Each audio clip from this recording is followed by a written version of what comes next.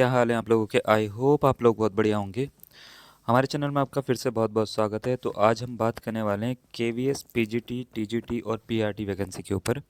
तो जैसा कि आप लोगों को पता होगा, केवीएस में केंद्र विद्यालय संगठन जो है उसने अपनी पीजीटी, टीजीटी और पीआरटी की वैकेंसीज जो है, और इसी के साथ ही बाकी अदर पोस्ट के लिए भी, यानी जो नॉन टीचिंग पोस्ट होती है उसके लिए भी उन्होंने वैकेंसी अपनी जारी कर दी है। तो इसके ऊपर सारी की सारी हम बात करेंगे। सब वैकेंसीज का सिलेबस क्या होता है, कब से कब तक जो है वो डेट है, और इसमें पे स्केल कितना है, और कौन कौन अप्लाई कर सकता है, एलिजिबिलिटी क्या है, ईडब्ल्यूएस के लिए क्या है, एससी एसटी के लिए क्या है, जनरल के लिए क्या है, सबके ऊपर हम सारे के सारे डाउट इसमें दूर करने वाले हैं। और सबसे बड़ी बात कि आपको सिलेबस क्या है, सिलेबस यानी कि क्या पढ़ना है क्या नहीं पढ़ना। तो इसके लिए हम सेपरेट हर किसी चीज़ के लिए जो है इस चैनल पे आपको वीडियो प्रोवाइड करने वाले हैं।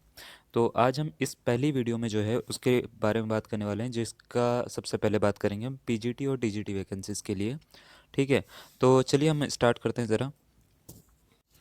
तो देखिए दोस्तों, जैसा कि आप देख सकते हो कि ये आपको पूरा का पूरा एडवर्टाइजमेंट में जो है वो मिल जाएगा।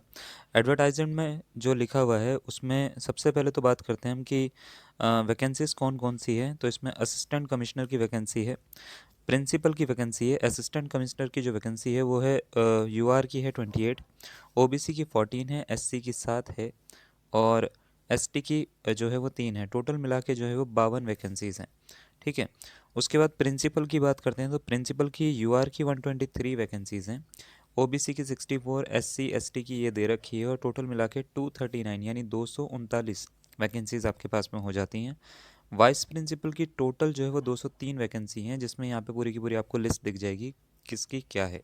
ठीक है, हम सबसे पहले बात करते हैं यहाँ पे पीजीटी टीचर्स की। तो पीजीटी टीचर्स की जो वैकेंसीज आई हैं वो किस तरीके से आई हैं, मैं आपको पूरा का पूरा पढ़ के सुना देता हूँ। तो सबसे पहले बात करते हैं हम हिंदी की। तो हिंदी की जो यूआर की जो है वो वैकेंसी है जो है वो 72 आई है। जो नॉन क्रीमी लेयर जो होते हैं ओबीसी के, तो उनके जो आई हैं वो 46 आई हैं। एससी एसटी की जो है 25-12 आई हैं। ईडब्ल्यूएस की जो है वो 17 आई हैं। ओएच वीएच ये सारी की सारी दे रखी हैं इन्होंने। और टोटल मिला के, कुल मिला के, यानी 172 इसमें वैकेंसी आपको देखने को मिलेगी इस बार हिंदी में। इंग्लिश की बात करते हैं। इंग्लिश में टोटल 158 वैकेंसीज आपको देखने को मिलेगी, जो कि है 67-42, 23 एससी, फिर एसटी 11, उसके बाद ईडब्ल्यूएस की 15, और बाकी सारी वैकेंसीज लिखी हुई आपको दिख रही हैं। फिजिक्स की बात करें, 56 जो है वो यूआर की हैं। ओबीसी की नॉन क्रीमी लेयर की जो है वो 36 है। एससी एसटी की आपको दे रखी है 20 और 10, ईडब्ल्यूएस की 13 है, और 135 टोटल आपको देखने को मिलेंगी।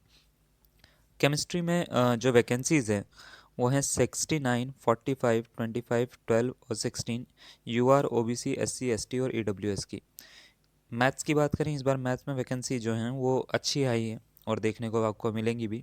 77 जो है वो यूआर की है, 49 है ओबीसी की, फिर एससी एसटी और ईडब्ल्यूएस की वैकेंसीज आपको यहाँ पे देखने को मिलेंगी। चलिए, मैथ्स के बाद में बात करते हैं हम बायोलॉजी की।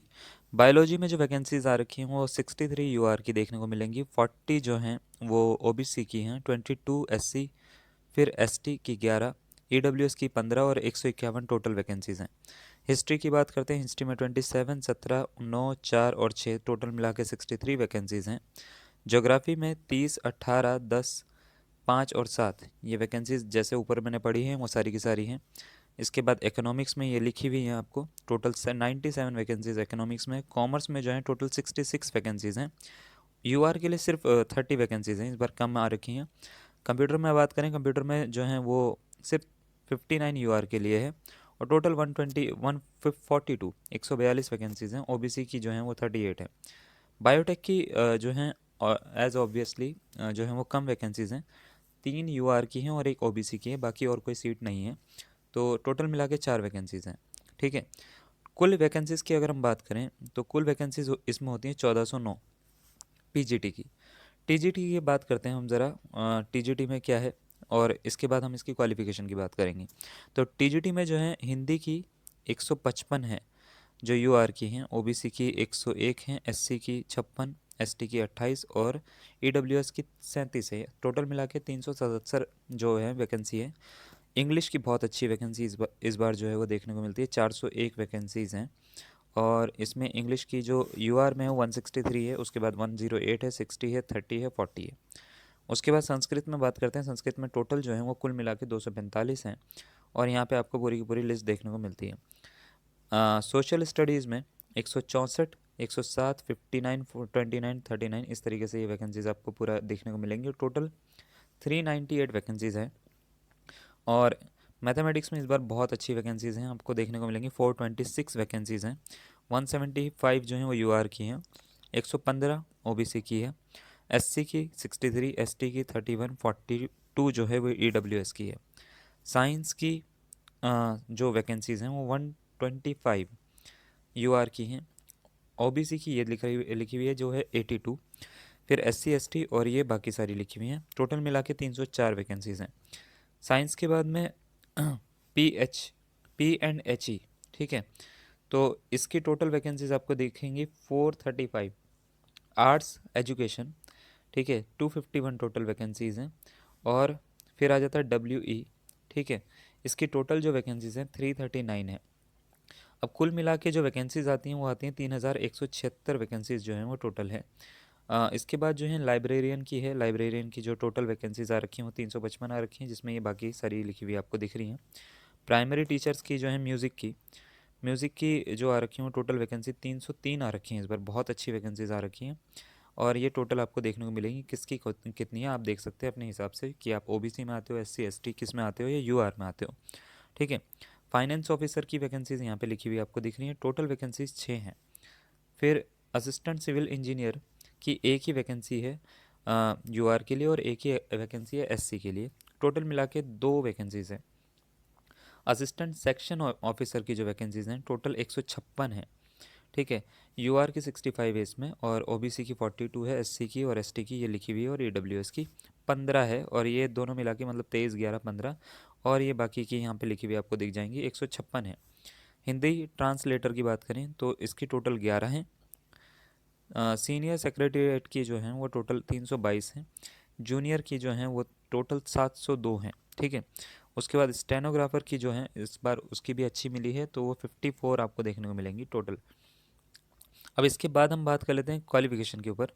अ, जो अभी पीजीटी टीजीटी की क्वालिफ़िकेशन की मैं बात करता हूँ सबसे पहले तो, क्योंकि प्रिंसिपल और वाइस प्रिंसिपल के लिए अभी मैं शायद इसके ऊपर मेरे को नहीं लगता कि सारे लोग इसी के लिए दे रहे होंगे।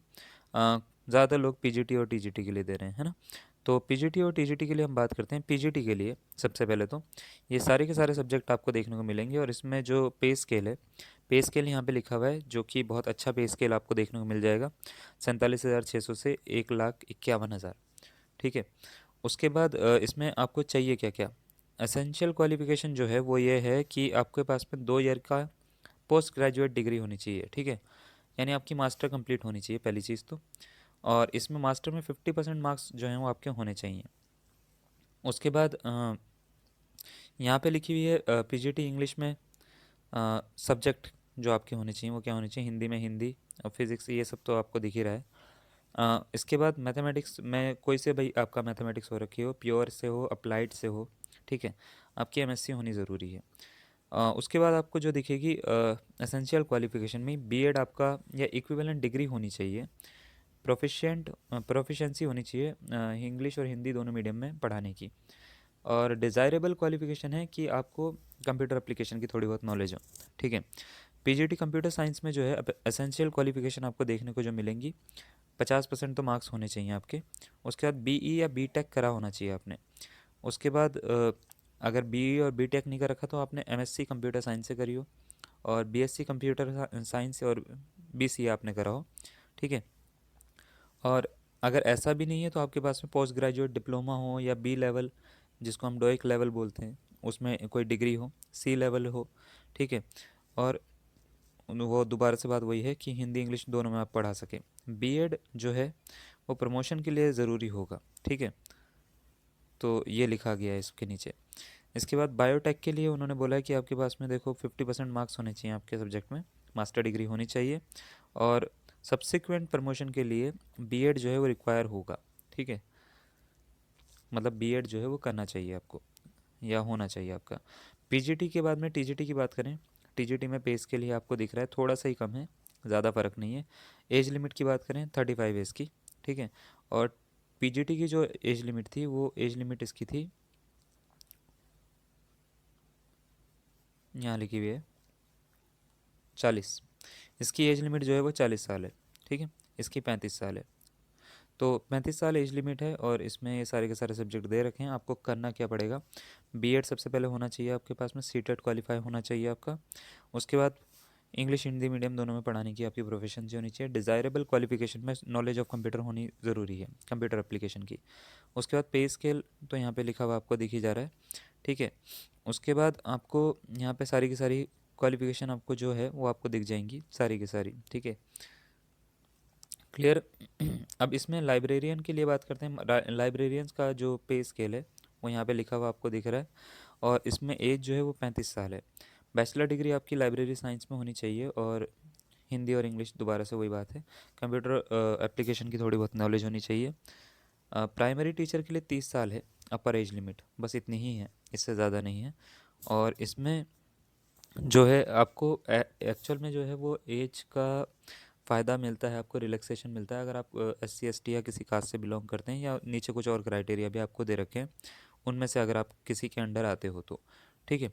50% मार्क्स जो हैं वो आपके होने चाहिए, और ग्रेजुएशन में अपनी ना, और सीनियर सेकेंडरी सर्टिफिकेट होना चाहिए, ठीक है। या तो फाइनेंस ऑफिसर की बात करें, मैक्सिमम एज लिमिट उसकी भी 35 ही है।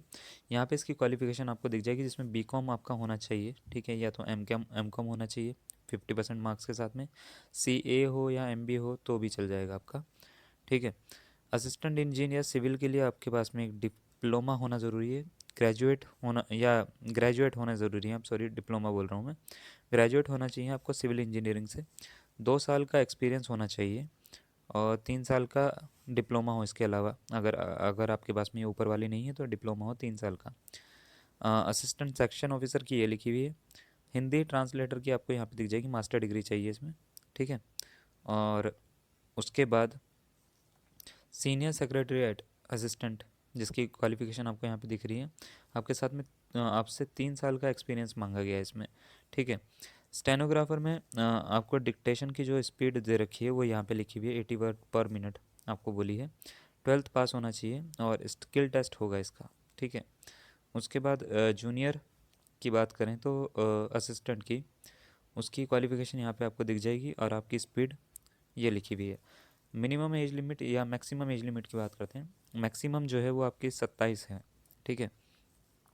अब ये सब पूरा का पूरा है, आपको करना क्या है, सिलेक्शन कैसे होगा, सिलेक्शन का सबका अलग अलग क्राइटेरिया है, जिसके ऊपर हम अगली वीडियो में बात करने वाले हैं, ठीक है। अभी हम बता देते हैं कि सबसे पहले आपका रिटन टेस्ट होने वाला है। रिटन टेस्ट जो है वो अलग अलग एग्ज़ाम्स के लिए अलग अलग है, जैसे PGT TGT के लिए आपका रिटन टेस्ट होगा, ठीक है। और इसमें अगर हम बात करें तो सबसे पहले तो कितना कितना जो है एग्ज़ामिनेशन फ़ीस आपकी लगेगी।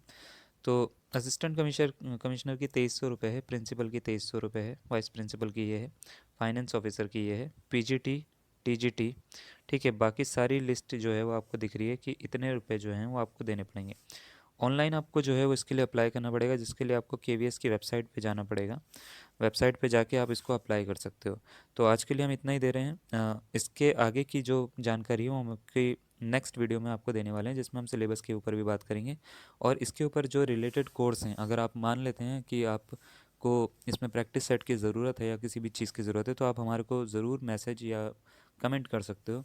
हम आपको फ्री प्रैक्टिस सेट्स जो हैं वो आपको ज़रूर प्रोवाइड कराएंगे। तब तक के लिए धन्यवाद, बने रहे हमारे साथ में। Thank you.